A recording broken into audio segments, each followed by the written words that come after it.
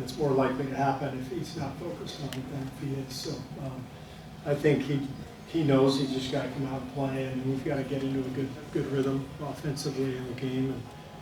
And the record's going to happen at some point soon, and no reason to force anything. When you think back to your playing days, someone said someone's going to shoot like 14 threes in a game, 400 in a season, and maybe 3,000 in a career. How preposterous would that have seemed? Yeah, it wouldn't have even entered my mind as possible. You know, what he's done is just completely redefine what's a good shot, redefine the point guard position in terms of what's expected. You can see a whole generation of young players with playing the game the way Steph does, with shooting range and handle and all kinds of skill and joy, and it's amazing how much he's impacted the game both strategically and artistically. How much did you have to watching him? It feels like the ability to take the range all the way back about 30 feet. As a coach, you probably say that's a terrible shot. Why are you doing that? How do you adjust to that? Accept it? Yeah, it took me a few months, honestly, and then I finally figured it out that all the shots that he was taking that all of my former coaches would have said these are terrible shots. He was shooting 43% on those shots. So I had to remind myself that the result is what matters, and he was making. And then you start to realize, oh, wait a second.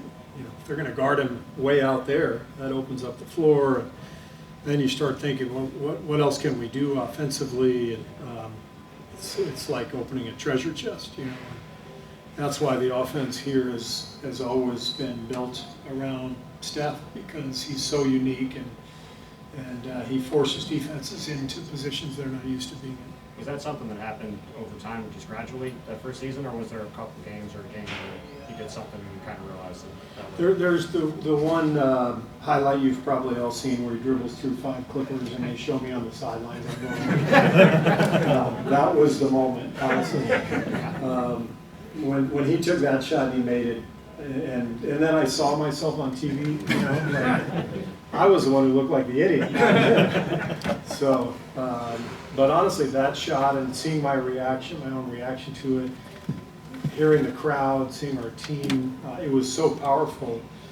And if it was 1 in 20, then I would have said, Steph, you can't do that. But it was, approximately 4.3 every 10, so it was well worth it. Steve, last night you were asked about potentially resting Steph on his trip, and you said you're going to see how it goes sort of day by day. In a larger sense, how conscious are you of not wearing him out this season? I mean, now he's 33, obviously, right. Has a lot of miles on the tires. I mean, how do you sort of view the larger question of pacing him? Yeah, we talk about that all the time with the training staff, and we have big dreams for the playoffs, and we're in a good position where we've got a good team this year, and we have to be conscious of Steph's minutes and games played and all that. So to this point, he's felt great. He's taking great care of himself, as he always does. But we for sure have to be conscious of the wear and tear. I just watched the moment where Ray Allen passes Reggie Miller, goes over and talks to Reggie Miller. You're sitting right there. You're in the booth. Mm-hmm. What do you remember about that night, that moment? I remember just getting out of the way, honestly, because it was a moment for Reggie and Ray. And when Ray came over to the table and hugged Reggie, it was a pretty cool moment. So I just sort of moved off to the side and soaked it all in like a fan.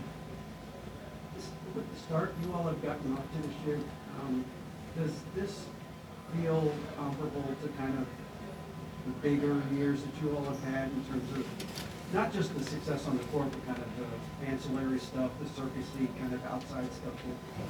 Yeah, a little bit, and then I think also the pandemic changing after the last 2 years of doing this on Zoom and being in empty arenas. you know, feeling the energy from the crowd and seeing a bigger media throng, it does feel like it did a few years ago for us, and that's great. It's way more fun this way. You all managed to always kind of keep the joy in it, even though it was a big goal every year. And I wonder how that kind of allows you to carry forward this year without too much angst and stress. I think it's an easy dynamic to have on a team when Steph is your best player. You know, he emits joy every single day, and so you know, it's not like it's a stretch to try to bring it out in practice and you know, have humor and laughter and music, and I mean, it goes right along with his personality and the team's personality. So that's what makes Steph such an amazing guy to coach. Beyond the obvious skill is just how agreeable he is, how coachable he is, how much he loves the game, how much he loves the work, the process itself, and how much he includes his teammates in all of it. It just generates an amazing vibe every single day. Okay.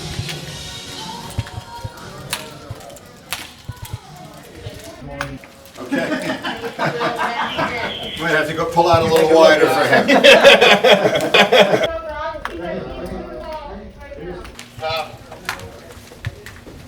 Still killing the strut though. I don't care what you're wearing.